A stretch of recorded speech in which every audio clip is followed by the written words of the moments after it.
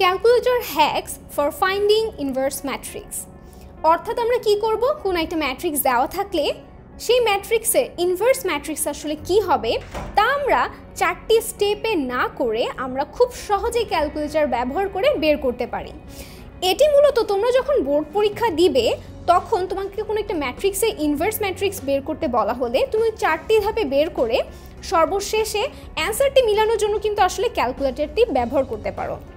আর normally এই calculator ব্যবহার করে ইনভার্স ম্যাট্রিক্স বের করা যায় মূলত অ্যাডমিশন টাইমে। তো আসো আমরা একটু লক্ষ্য করি যে এখানে একটি ম্যাট্রিক্স রয়েছে। এই ম্যাট্রিক্সের ক্ষেত্রে এটি একটি স্কোয়ার ম্যাট্রিক্স, কারণ ইনভার্স ম্যাট্রিক্স বের করার জন্য অবশ্যই তাকে বর্গ ম্যাট্রিক্স হতে হবে। এখানে রো হচ্ছে 3টা, কলামও হচ্ছে 3টা। তো আমরা গত ভিডিওতে দেখিয়েছি যে একটি ম্যাট্রিক্সের জন্য আমার ইনভার্স ম্যাট্রিক্স ছিল আসলে এরকম, যার অ্যান্সারটি ছিল এরকম। তো আজকে আমরা দেখব ক্যালকুলেটর ব্যবহার করে আলটিমেটলি এই ম্যাট্রিক্সের ভ্যালুগুলো আসলে সেম হয় কি না। তো আসো আমরা একটু দেখি কিভাবে ক্যালকুলেটর ব্যবহার করে এটি বের করতে হয়।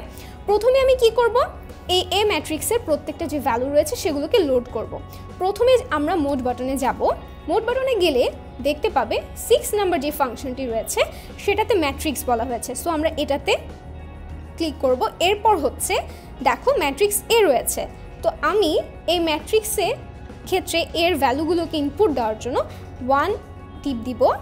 এরপর দেখো এখানে ডাইমেনশনের কথা বলা হয়েছে, যেহেতু এটি আমার 3/3 অর্ডারের একটি ম্যাট্রিক্স তাই আমি এখানে 1 টিপ দিব। এরপরে দেখো আমার পুরো ম্যাট্রিক্সটা শো করছে। আমি এরপর পজিশন ওয়াইজ প্রত্যেকটার ভ্যালুকে ইনপুট দিয়ে দিব। প্রথম রোয়ের প্রথম কলামে রয়েছে 4, এরপরে হচ্ছে 1, এরপরে হচ্ছে -5, পরে হচ্ছে -2, দেন 3, দেন 1, লাস্ট রোয়ের ক্ষেত্রে 3, -1 এবং সর্বশেষ ভ্যালু হচ্ছে 4। অর্থাৎ কি আমি ম্যাট্রিক্সের ক্ষেত্রে যে ম্যাট্রিক্সটি রয়েছে তাতে তার এলিমেন্টগুলোকে লোড করে দিলাম। এবার কি করব, অন বাটনে ক্লিক করব। এরপর আমার কাজ হচ্ছে আমি শিফট বাটনটাতে প্রেস করে 4, দেখো এখানে 4 এর উপরে কিন্তু ম্যাট্রিক্স লেখা রয়েছে, আমি এখানে ক্লিক করব। এবার দেখো 3 নম্বর যে ফাংশনটি রয়েছে সেটিতে কিন্তু ম্যাট্রিক্স এ বলা হয়েছে, অর্থাৎ তোমার যে ভ্যালুগুলো লোড করে ফেলেছো সেই ম্যাট্রিক্সটি রয়েছে। তুমি এখন 3 প্রেস করো। এবার আমরা কি করব, যেহেতু এটার ইনভার্স করব, ইনভার্সের জন্য আমার যে ফাংশনটি রয়েছে সেটাতে আমি বাটন চাপবো। এরপরে দেখো আমি যদি ইকুয়াল প্রেস করি, এই দেখো এখানে কিন্তু আসলে আমার অ্যান্সারটি চলে এসেছে। এখানে দশমিক এই সংখ্যা দেখে ঘাবড়ানোর কিছুই নেই। আসলে মূলত এখানে দশমিকে দেখানো হয়েছে, তুমি চাইলে একে ভগ্নাংশ আকারে প্রকাশ করতে পারো। কিভাবে, এই এসডি বাটনে ক্লিক করে। দেখো এই প্রথম রোয়ের প্রথম কলামের উপাদানটিতে রয়েছে 0.13 সামথিং। তো একে আমি ভগ্নাংশে পেতে চাচ্ছি। যদি আমি ভগ্নাংশে পেতে চাই তাহলে পাচ্ছি কত, 13/98। দেখো প্রথম রোয়ের প্রথম কলামের উপাদান কিন্তু আসলে ম্যাচ করেছে। এরপরের যে উপাদান রয়েছে সেটার ক্ষেত্রে রয়েছে কত আমার এরকম। তো আমি ভগ্নাংশে অ্যান্সার পেতে যাচ্ছি, পেলাম কত, 1/98। সো আমার কি উত্তর মিলেছে। এর পরেরটার ক্ষেত্রে যদি আমি বের করতে চাই, দেখো এখানে আসছে 8/49। তুমি যদি এখানে কাটাকাটি করো 8 দুগুণে 16, 49 যদি বের করো তাহলে আলটিমেটলি এরকমই আসে।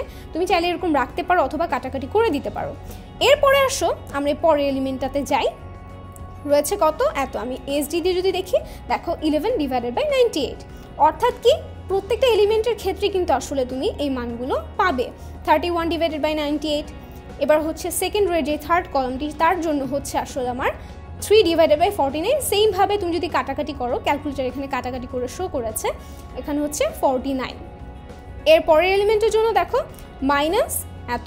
আমি যদি এইচডি দিই তাহলে পাচ্ছি, অনুরূপভাবে কাটাকাটি করে 7কে এখান থেকে যদি কাটাকাটি করো 14 যাচ্ছে, উপরে 1 থাকছে, তাহলে -1/14।